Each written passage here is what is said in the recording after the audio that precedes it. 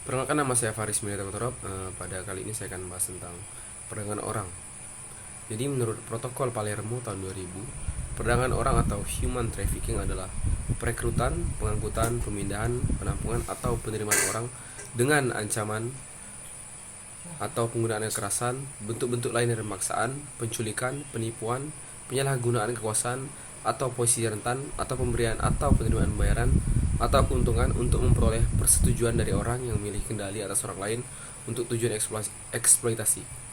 Eksploitasi termasuk dalam eksploitasi seksual, prostitusi, kemudian kerja paksa, perbudakan atau praktik serupa, pengambilan organ tubuh secara ilegal. Kemudian dasar hukum internasional diatur dalam Protokol Palermo tahun 2000 yang disahkan sebagai tambahan dari Konvensi PBB yang menentang kejahatan transnasional terorganisir (UNTOC).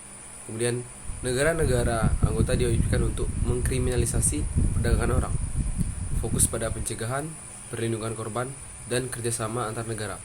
Kemudian deklarasi HAM pada pasal 4 yang menyatakan tidak seorang pun boleh diperbudak atau diperhambakan. Kemudian Konvensi ILO nomor 29 dan 105 tentang kerja paksa atau penghapusan kerja paksa. Kemudian Konvensi Hak Anak, CRC atau Protokol Opsional tentang penjualan anak, prostitusi atau ringkasan PDF.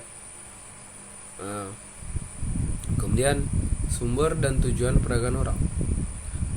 Negara sumber biasanya adalah negara dengan tingkat kemiskinan tinggi, ketidakstabilan politik, atau konflik yang membuat penduduk rentan terhadap eksploitasi.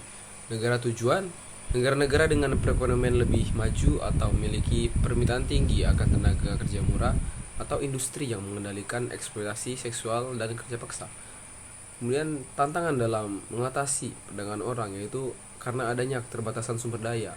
Negara-negara dengan sumber daya terbatas mungkin kesulitan untuk memerangi perdagangan orang secara efektif.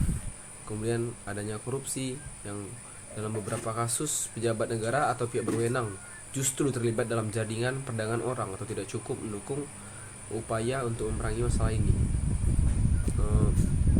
Kemudian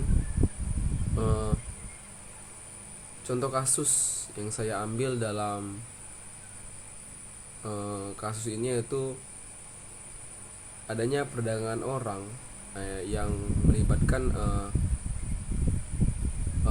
jaringan terorganisir di perbatasan Eropa, di Italia, Jerman atau Prancis, yang kemudian mereka dipaksa menjadi pekerja seks dan dieksploitasi.